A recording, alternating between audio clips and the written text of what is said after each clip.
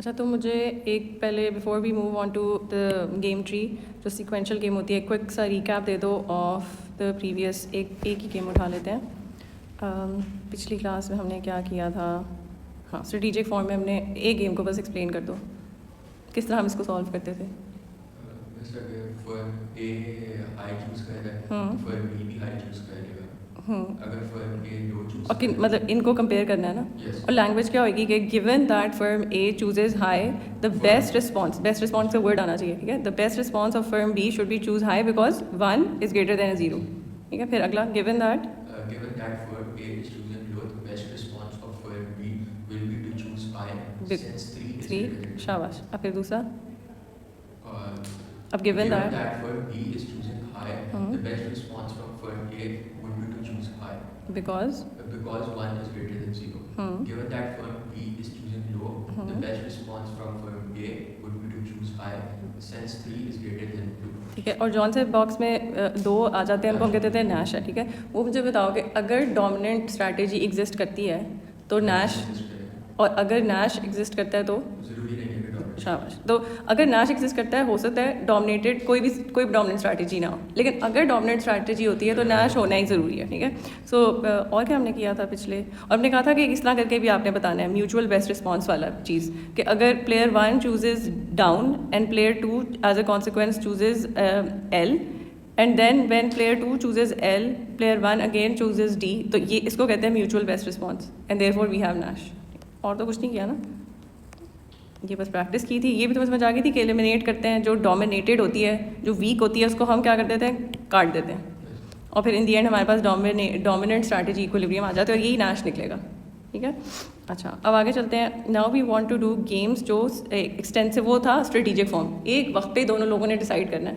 जो extensive form है ना, sort of like game tree में बनाया जाता है, और इसमें होता है कि वन आफ्टर द अनदर है। उसमें तो याद है ना, प्रिजनर्स डिलेमा कहा था कि 2 प्रिजनर्स अलग अलग बंद हुए हैं और at one point in time दोनों ने फैसला लेना है।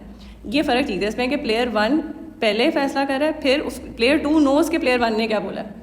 अब फॉर इंस्टेंस इस वाले गेम ट्री से है कि जो प्लेयर 1 है ना, वो पहले फैसला करता है और वो या फिर कन्फेस करेगा या फिर डिनाई करेगा। प्लेयर 2 को पता होएगा कि प्लेयर 1 ने कन्फेस कर दिया, और फिर गिवन दिस वो अपनी मूव टू वेदर कन्फेस और डिनाई द क्राइम वो डिसाइड करेगा। तो it's called sequential. Player 2 knows के पहले क्या हो चुका है, ठीक है। अच्छा, इसको हम करते हैं कि हम ना ऑपोजिट जाते हैं, इट्स कॉल्ड के बैकवर्ड इंडक्शन, ठीक है। सो इट मीन्स के हम जाएंगे जो प्लेयर जिसने लास्ट मूव करनी है।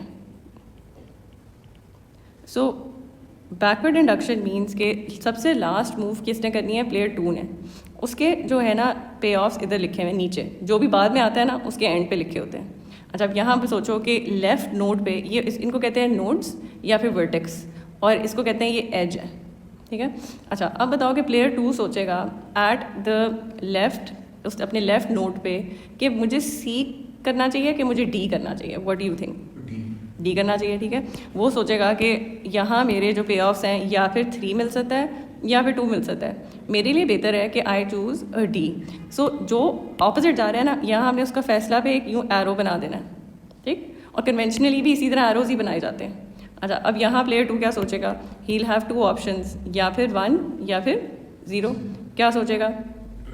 डी सोचेगा। तो अपने राइट नोट पे वो सोचेगा डी। अच्छा, अब बैकवर्ड्स जाओ। प्लेयर 1 को पता है कि अगर मैंने कन्फेस किया तो I will end up with a 0, and अगर मैंने डिनाई किया I will end up with a 1। So अब he is going to be looking at only his, कि यहाँ मुझे 0 मिलना है और यहाँ मुझे 1 मिलना है। तो वो क्या चूज़ करेगा? He is going to choose a 1, right. So therefore it means कि हमारा जो एक्सटेंसिव गेम का जो इक्विलिब्रियम है वो इस तरह करके जा रहा है, ऐसे और ऐसे। अब इसकी ऐसा, अब आपने ऑब्वियसली इंग्लिश में भी लिखना है, ठीक है। तो आप किस तरह लिखोगे? आप कहोगे कि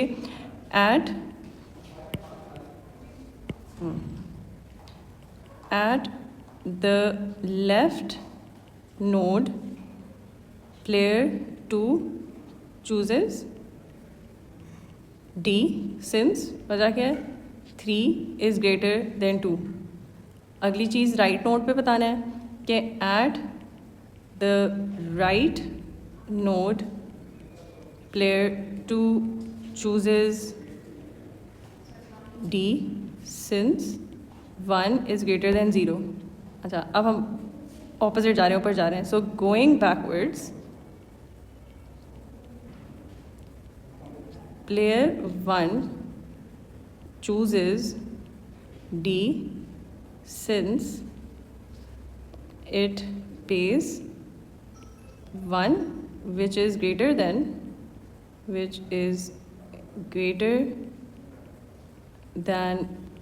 0 which would have been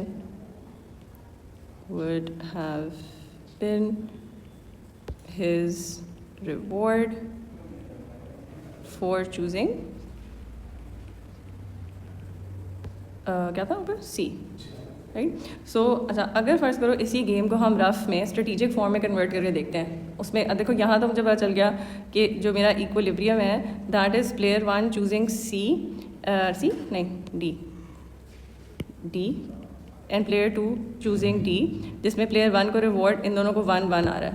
strategic form में इसी गेम को कन्वर्ट करके देखते हैं कि अगर इसी गेम को आई कन्वर्टेड, जो हम पिछली दफ़ा कर रहे थे बॉक्स वाला जो वर्जन था, कि फ़र्ज़ करो ये सीक्वेंशियल ना होती एंड वो आपको ये कहता है कि convert the sequential game into strategic form, ठीक है।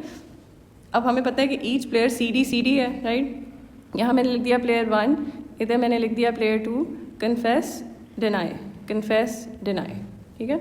अच्छा, अब कन्फेस जो होता है वो इधर आता, दोनों को क्या मिलता 2 and 2, राइट। सो यहाँ तो कन्फ्यूजन ही, यहाँ लिख दी इसका player 1 का भी 2, player 2 का भी 2, ठीक। अच्छा, फिर player 1 का C एंड player 2 का D 0 3, सो यहाँ आ गया 0 and 3। अच्छा, यहाँ देखते हैं 3 0 आ गया। player 1 को अच्छा प्लेयर वो डिनाई कर रहा है player 1 एंड वो क्या कर रहा है कन्फेस, तो ये आ गया 3 and 0 और आखिरी था 1 1। ये सिमेट्रिकल गेम है क्योंकि अगर इसको मैं फोल्ड करूँ इधर से यहाँ से, सो ये ओवरलैप कर रहा है, ये ओवरलैप कर रहा है, overlap, right. So if I divide it is going to overlap. अच्छा, सो गेम है सिमेट्रिकल। अब इसका नैश बताओ अगर ये स्ट्रेटिजिक होती। Given that player 1 chooses C, the best response of player 2 is to choose D. Given that player 1 chooses D, the best response of player 2 is to choose D. अच्छा, given that player 2 chooses C, the best response of player 1 is to choose D. Given that player 2 chooses D, the best response of player 1 is to choose D. So हमारा Nash of वही आ गया, ठीक है। सो इस वाले scenario में हमारा Nash जो स्ट्रेटिजिक फॉर्म का है वही सेम आ रहा है उसमें ऑफ द सिक्वेंशियल, ठीक है। प्लेयर दोनों की D लग रही है, irregardless of what he does वो हमेशा D चूज़ कर रहा है, and irregardless of whatever player 2 does player 1 हमेशा D चूज़ कर रहा है। दोनों की डोमिनेंट स्ट्रैटेजी है, ठीक है। सो D is the dominant strategy for both, ठीक है।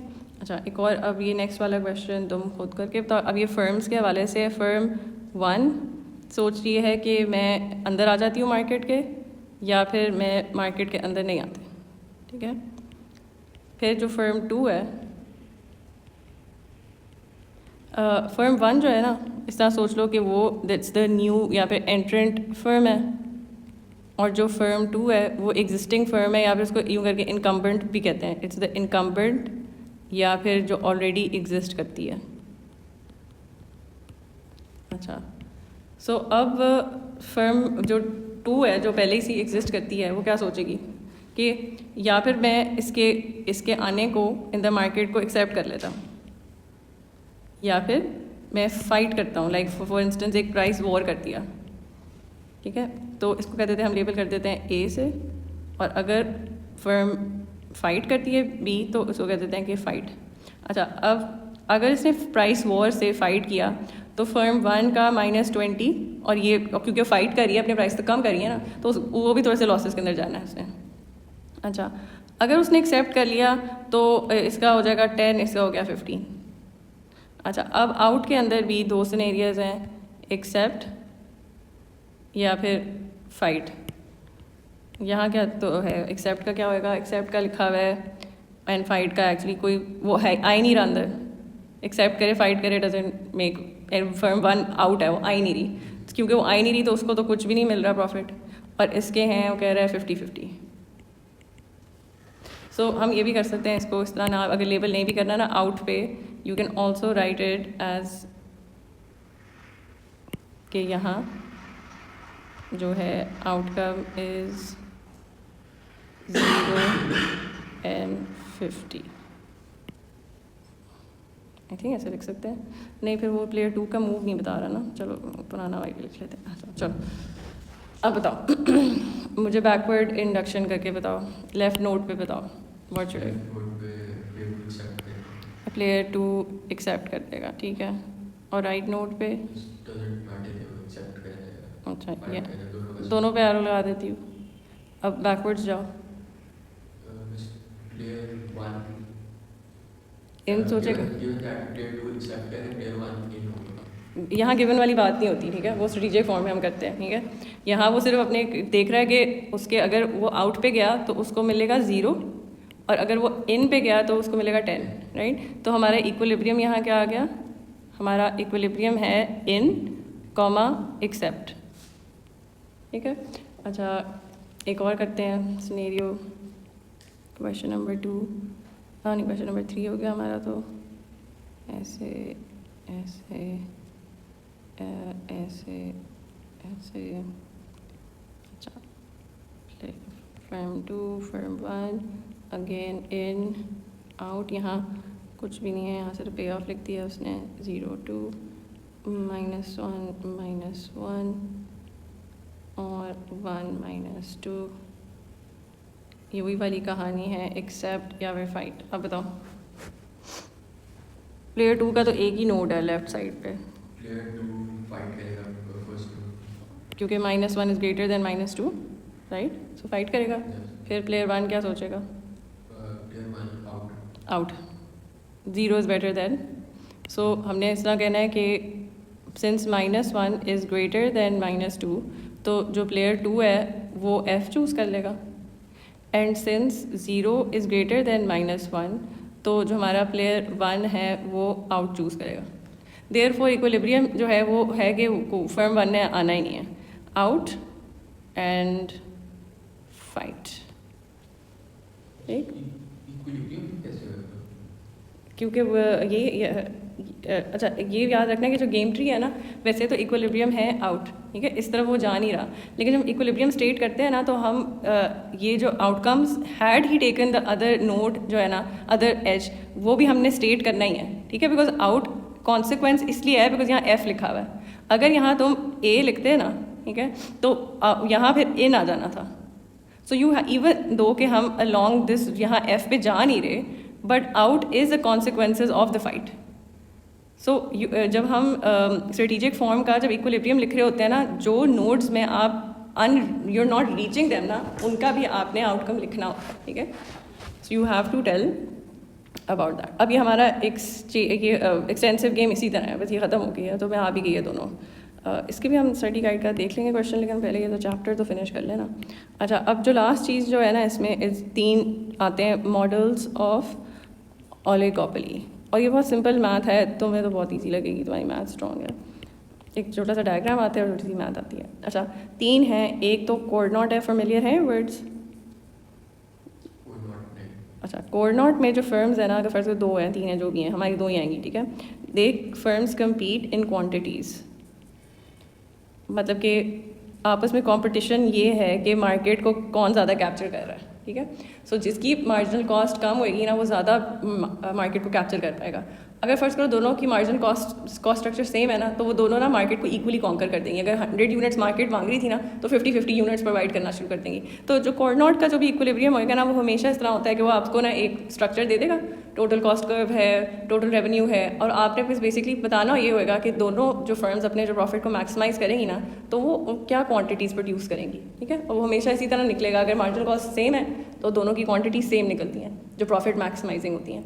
एंड अगर कॉस्ट स्ट्रक्चर डिफरेंट क्वेश्चन में आया हो तो उसके हिसाब से क्वांटिटीज़ भी हिल जाती हैं, ठीक है। इजी क्वेश्चन है, ज़्यादा मुश्किल नहीं है।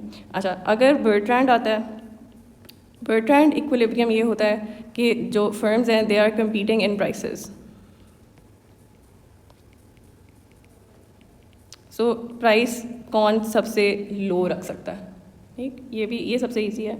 और जो लास्ट है it's called the Stackelberg.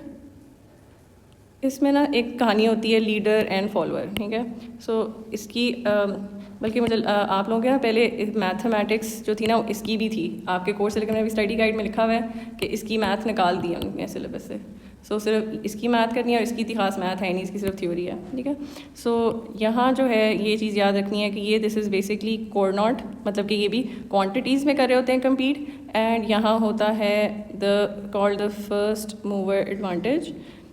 And अब तुम लोगों के मैथमेटिक्स एक्सक्लूड हो गई है, so you only need to exclude know the theory, ठीक है। सो यहाँ थ्योरी आनी चाहिए and no maths, so just know it, will just discuss the theory.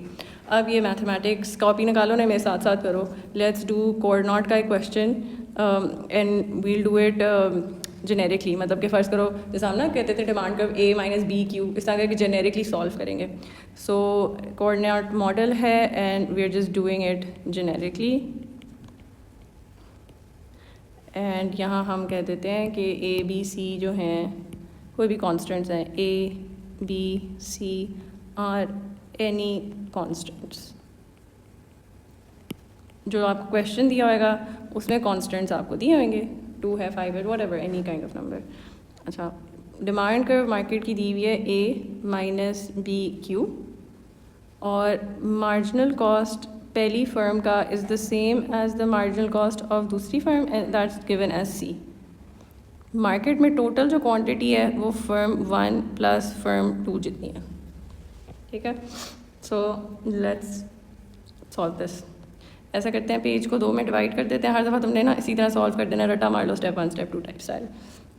Right side पे हम कर देते हैं फर्म। अच्छा, अगर ये दोनों की मार्जिनल कॉस्ट सेम हो ना तो दोनों का ना एनालिसिस सिमेट्रिकल होता है। तो अभी मैं लिख देती हूँ फर्म 1 एंड फर्म के 2 के हवाले से, लेकिन तुमने ना एग्जाम में सिर्फ एक फर्म के हिसाब से लिखना है और नीचे बस लिख देना है कि मैं फर्म 2 का सॉल्व नहीं करा बिकॉज मार्जिनल कॉस्ट सेम है, तो सिमेट्रिकल एनालिसिस है, ठीक है। अभी वैसे ही हम लिख लेते हैं ताकि तुम्हें मतलब नज़र आ जाए कि वाई इज़ इट कि सेम आंसर्स क्यों आ रहे हैं।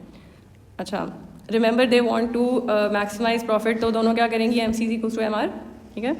इसने क्या करना है, marginal cost 1 is equals to marginal revenue 1, and ये दूसरी फर्म है तो ये marginal cost of the second firm अपने marginal revenue of the second firm करेगी। यहाँ तक तो तुम्हें समझ आ गई है। अच्छा, तो टोटल रेवेन्यू निकालते हैं पहली फर्म, मार्जिनल कॉस्ट हमें पता है ना, यहाँ सी है और यहाँ भी सी है, तो हमने बेसिकली मार्जिनल रेवेन्यू निकालना है which is just the derivative of the total revenue. So let's take out total revenue पहली फर्म का, that is going to be the price into quantity. अच्छा, प्राइस दिया हुआ है ए माइनस बी क्यू, और ये जो कैपिटल क्यू है वो टोटल क्वांटिटी है, राइट। तो इसके अंदर हमारा अपना भी डालते हैं कि माइनस क्यू जब सब्स्टिट्यूट किया, बल्कि यहाँ ना सब्स्टिट्यूट करते हैं ताकि ईजी लगे, this becomes a minus B Q 1 minus B Q 2 if I substitute पूरी, ठीक है। क्या किया मैंने कि ये जो मार्केट क्वांटिटी यहाँ सब्स्टिट्यूट कर दी। अच्छा, minus B Q 1 minus B Q 2 into Q 1। मैं प्रोडक्ट रूल अवॉइड करना चाह रही हूँ इसलिए पूरे को खोल लेते हैं।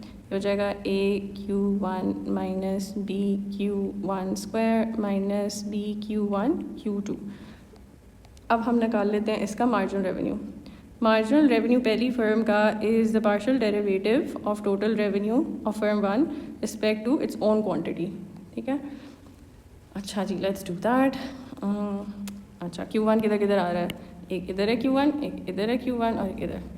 अच्छा, ये तो सिर्फ कांस्टेंट आ गया, इसकी पावर मल्टीप्लाई होगी तो 2b Q1 हो गया और ये माइनस b Q2, ठीक है। ये MR की वैल्यू आ गई और हम कर देते हैं C is equals to MR।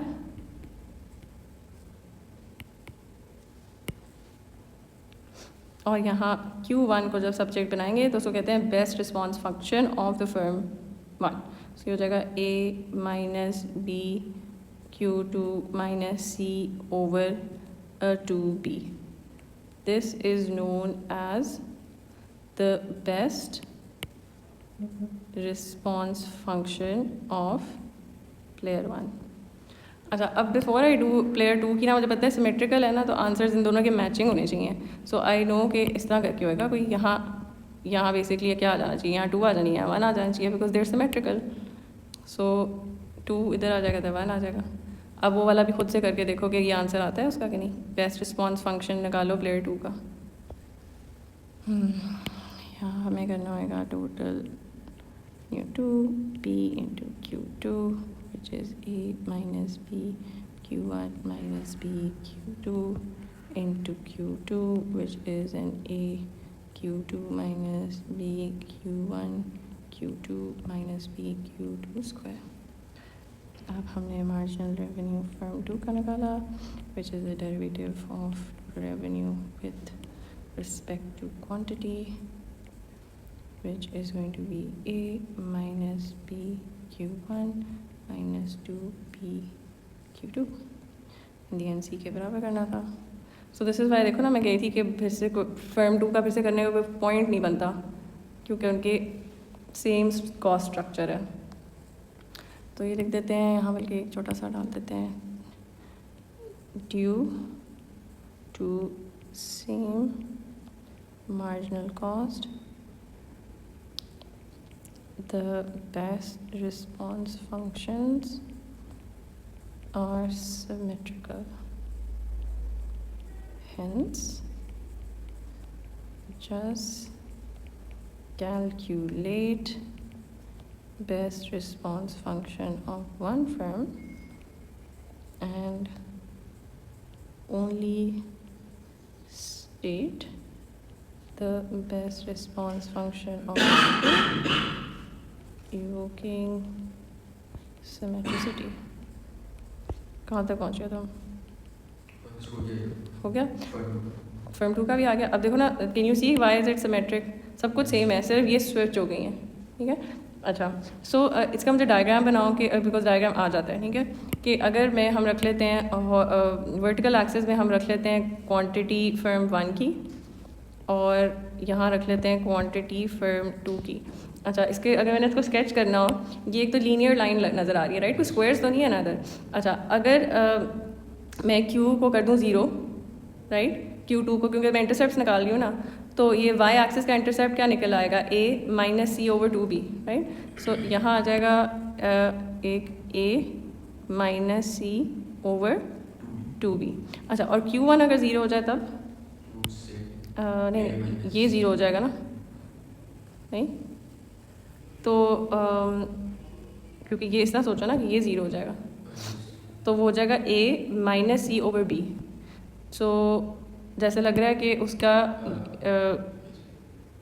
यूं करके स्टीप नहीं होना चाहिए, नहीं फ्लैट होना चाहिए, क्योंकि न्यूमरेटर सेम है और डिनोमिनेटर उसका छोटा है. तो यूं करके फ्लैट बना लेते हैं. यूं करके यहाँ पे ना ऐसे करते हैं, इसको यूं करके करते हैं. अब सही लग रहा है ना, क्योंकि उसका डबल द अमाउंट है. अगर ये ऐसे है तो इसका है a minus C over a b. सही है कि नहीं? क्योंकि ना देखो, इसका न्यूमरेटर दोनों का सेम है, इसका डिनोमिनेटर ज़्यादा है, वो भी एग्जैक्टली डबल है. तो फ़र्ज़ करो अगर यहाँ 10 था तो यहाँ मैंने 5 पे काटना था. ठीक है. अच्छा, अब ये क्या हो जाएगा मेरा best response function of player 1. अच्छा, अब प्लेयर 2 की अगर निकालें, इसका अगर Q2 इज़ 0 तो Q1 क्या हो जाएगा? a minus C over b. ठीक है, तो Q1 की वैल्यू इधर ऊपर आएगी. अब a माइनस सी, नहीं देखो, ये जब मैंने 0 कर दिया ना, तो ये चीज़ नहीं क्या करना था, Q2 0 जब कर दिया. ठीक है. सो ये इसको उस तरफ हम ले आएंगे. ठीक है, ये हो जाएगा b Q1 is equal to a minus C, और फिर Q1 को सब्जेक्ट बनाया तो Q1 की वैल्यू ये आ गई. उस तरह करेंगे तो इधर एग्जैक्टली इधर आएगा a minus C over 2b. ये जब आपके पास एक्चुअल लीनियर लाइन होगी तो ऑब्वियसली उसको बनाना बहुत आसान है. अच्छा, ये ना थोड़ा सा गलत डायग्राम इसलिए बन रहा है क्योंकि मुझे पता है दोनों ना इक्वल क्वांटिटीज़ इनको प्रोड्यूस करनी चाहिए. ऐसा कोई 45 डिग्री लाइन जो है ना, उस पर दोनों बिल्कुल बराबर होते हैं. मतलब यहाँ Q1 is equals to Q2 होता है. सो दैट मीन्स कि हमारा जो आंसर है ना वो इस तरह का होना चाहिए. तो डायग्राम तो अच्छा नहीं बना. चलो इसको ठीक करने की कोशिश करते हैं ना, इसको अगर हम नीचे कर देते हैं फिर भी इतना अच्छा नहीं बना। चलो इसको अगर हम ऐसे कर देते हैं, हाफ लग नहीं रहा ना, इसे ट्राई करते हैं। आई वांट हाफ हाफ हो।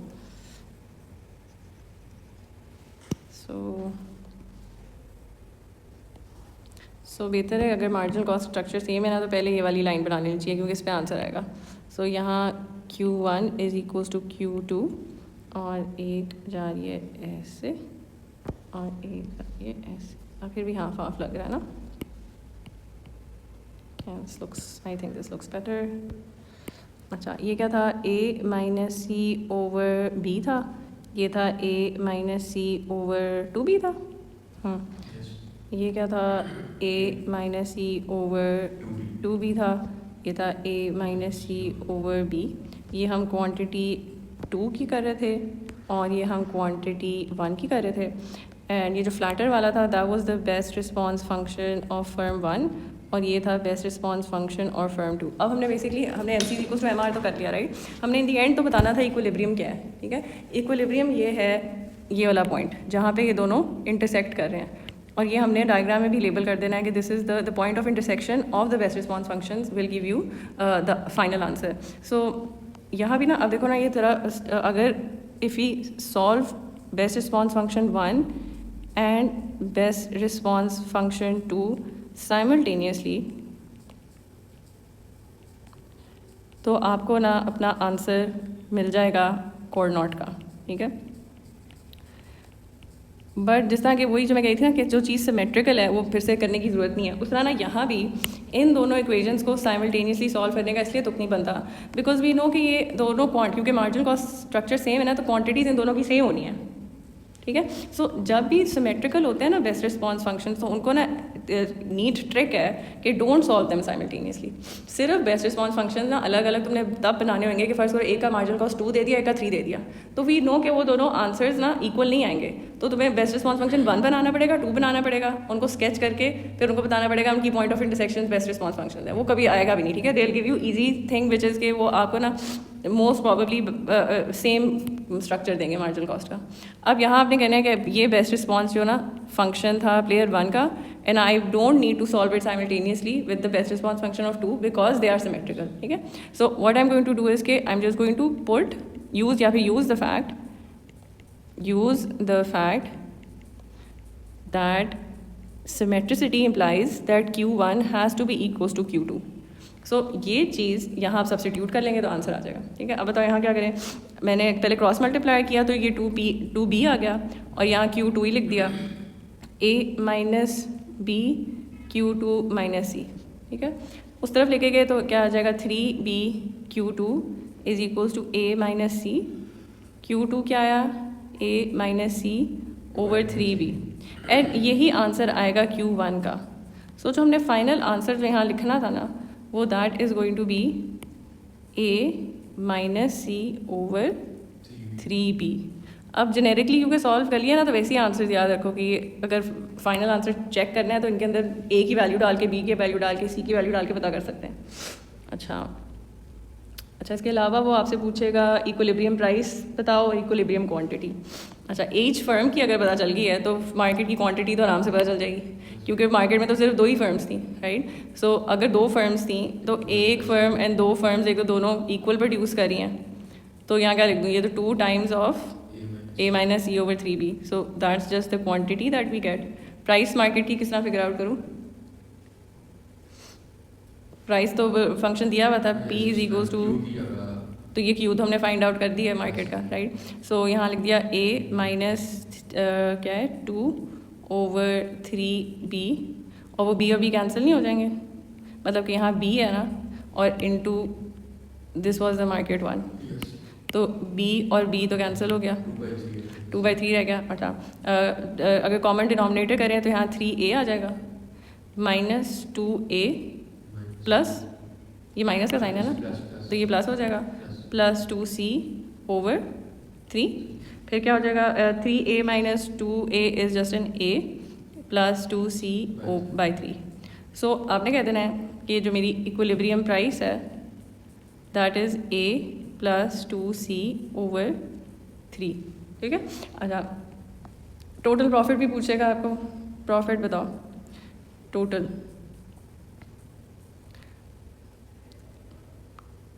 Total revenue minus total cost. लेकिन एक तो इंडिविजुअल फर्म का, ये दोनों तो इक्वल डिस्ट्रीब्यूट करेंगे प्रॉफिट्स, राइट। तो अगर हम मार्केट का ही प्रॉफिट देख लेते हैं तो उसको डिवाइड कर देंगे बाय 2, क्योंकि देखो ना, अगर कॉस्ट स्ट्रक्चर सेम है, क्वांटिटीज़ भी इक्वल हैं, तो और प्राइस भी मार्केट में एक है, तो दोनों दैट मीन्स जितना भी प्रॉफिट बनेगा वो आपस में शेयर करेंगे, राइट। सो अगर price minus average cost into quantity है, ठीक है, और यहाँ अगर क्वेश्चन में दिया होता है usually average cost is equal to marginal cost is equal to C, यहाँ प्राइस की वैल्यू हमने क्या निकाली है, A + 2C/3, average cost is C, and quantity क्या था, that was this.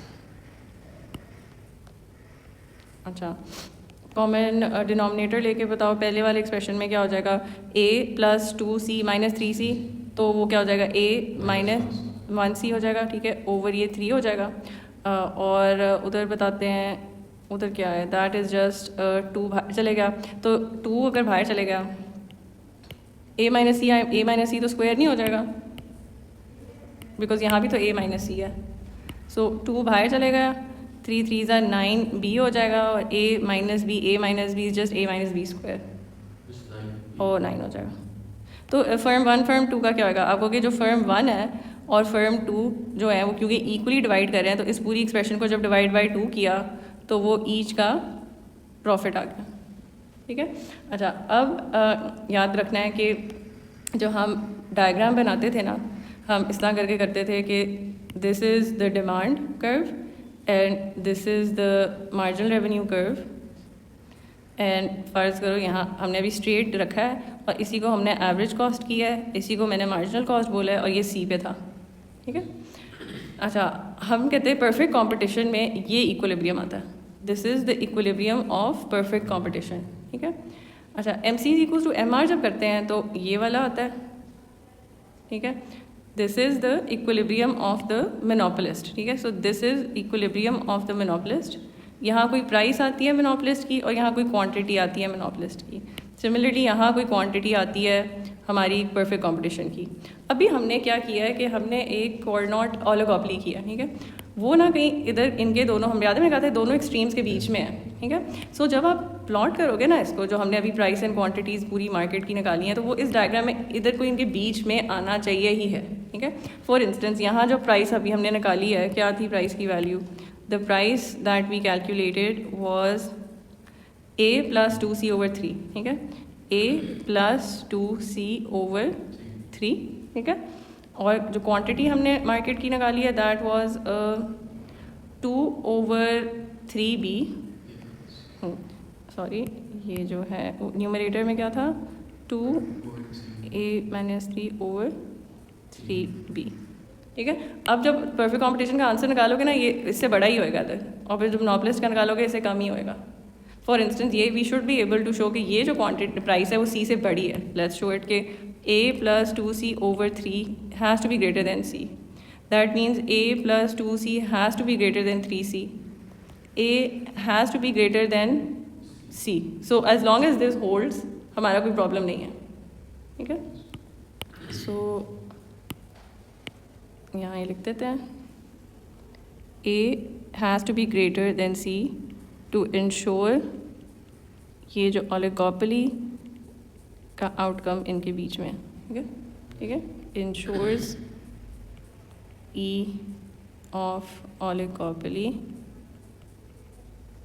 Is in the middle. अच्छा, अब यही चीज़ अगर मुझे उसके कॉन्टेक्स्ट पे अगर हम बनाने की कोशिश करें कि ये 2 फर्म्स थी और वो कह रही हैं कि या फिर हम मिल के कार्टेल बना के मोनोपोलिस्ट बन जाते हैं, ठीक है। सो हम मिल के एक क्या करते हैं, कलूड कर जाते हैं,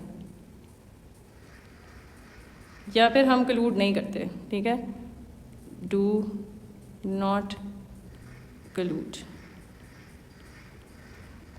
do not collude। और यहाँ आ जाएगा ये फर्म 1, ये फर्म 2। अच्छा, हमारा जो यहाँ मैंने आंसर्स लिखने हैं ना दोनों फर्म्स के, जो कलूड करके लिखने हैं, वो हमने देखना है कि ये जो भी क्वांटिटी बनती हैं, जो भी एक्चुअली यहाँ हमें प्रॉफिट्स लिखने चाहिए कि जो भी मोनोपोलिस्ट का प्रॉफिट बनेगा ना, अभी हम निकालते हैं उसको हम डिवाइड बाय 2 करेंगे, ये दोनों शेयर करना शुरू कर देंगे, ठीक है। और ओलिगोपोली का किधर लिखें हम कि दोनों कलूड नहीं करें, ठीक है। उसके अभी हम आंसर्स निकाल चुके हैं, ठीक है। We took out the answers when they were actually not colluding, as a monopolist नहीं बिहेव कर रहे थे। तो वो क्या निकला था, दैट वाज ईच को क्या मिल रहा था, a minus c square over 9b। So यहाँ मिल रहा था a minus c square over 9b। इस वाले बॉक्स में इस वाले बॉक्स में तो नहीं शो होएगा, इसमें तो रिमेंबर कलूजन में जब मिलके मोनोपोलिस्ट बन जाते हैं तो प्रॉफिट्स बढ़ जाते हैं, चीट करने से आपको फ़ायदा हो जाता है। और अगर आप दूसरा अगर आपको दोनों ही ना करें तो फिर ओलिगोपोली वाले आउटकम पे आ जाओगे। रिमेंबर कि ये परफेक्ट कंपटीशन आउटकम तो इधर नहीं आएगा। परफेक्ट कंपटीशन अगर कंपेयर करने हो कहेंगे ना तो फिर तुमने ये वाला डायग्राम बनाना है कि परफेक्टली कंपेरेटिव प्राइस सबसे कम है और क्वांटिटी सबसे ज़्यादा है। और ये अभी हमें इसलिए मुश्किल लग रहा है बिकॉज यहाँ A C B ये सब कुछ दिया हुआ है। जब एक्चुअल नंबर्स होंगे ना तो फिर वो इतना मुश्किल नहीं लगेगा, ठीक है।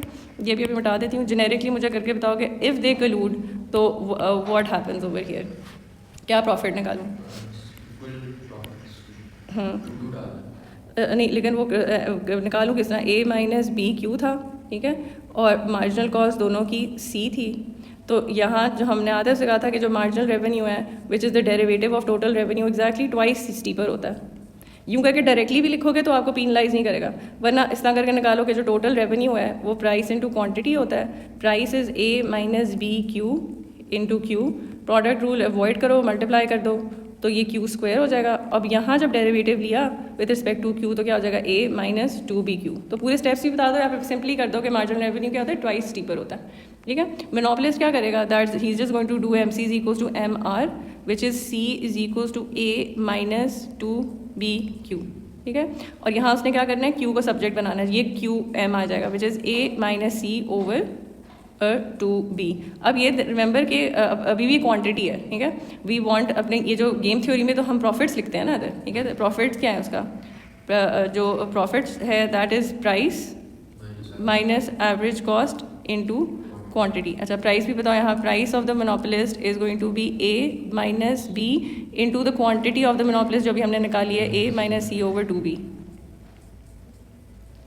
कुछ स्टडी गाइड में बाय द वे क्वेश्चन इस तरह जेनेरिक भी वो दे देता है, तो मतलब इसकी भी तुम्हें प्रैक्टिस होनी चाहिए। ये और ये कैंसिल हुआ, फिर क्या हो जाएगा, 2A माइनस A रह गया प्लस C ओवर 2, ठीक है। सो प्रॉफिट क्या हो जाएगा इधर मोनोपोलिस्ट का, price is A plus C over 2, किसे किया ना 2A माइनस, ये 2 नहीं होएगा सर मल्टीप्लाई, ठीक है। तो A प्लस C ओवर 2, यहाँ क्या लिखूँ, price of the monopolist is A plus C over 2, ठीक है। अच्छा, और क्वांटिटी क्या है, A minus C over 2b। यहाँ ये क्या है, this is A minus C over 2b, ठीक है। अच्छा, आगे price minus average cost which was just marginal cost into quantity which is A minus C over 2b। अच्छा, आप बताओ ये क्या हो जाएगा, वो भी तो जब यहाँ कॉमन जब लोगे तो ये हो जाएगा C minus 2C which is A minus C नहीं रह जाएगा, तो A माइनस C तो A माइनस C स्क्वायर हो जाएगा, और वहाँ डिनोमिनेटर 4 2 2 4b, ठीक है। अगर ये कार्टेल की अगर मोनोपोलिस्ट बनते हैं तो उनको ये मिल रहा है तो ये आपस में शेयर करेंगे ना, तो क्या हो जाएगा, A minus C square over divide by 2 किया तो 8b। सो कैन यू सी, दोनों ने आपस में बराबर डिवाइड करना है ना, ठीक है, आपस में इसको पूरी की चीज़ को डिवाइड किया हुआ है 2। सो अब देखो इसमें मुझे बताओ कि क्लूजन में ज़्यादा प्रॉफिट है कि कॉर्नॉट में, अगर अलग अलग बिहेव करते हैं, क्योंकि डिनोमिनेटर के इधर क्या है, इसका डिनोमिनेटर छोटा है तो दैट मीन्स क्वोशंट क्या होएगा, हायर होएगा, ठीक है। सो अगली क्लास इंशाल्लाह इधर से ही रिज्यूम करेंगे, तुमने ये बस रिवाइज कर लेना है। और कुछ ये बस ये चैप्टर 8 था।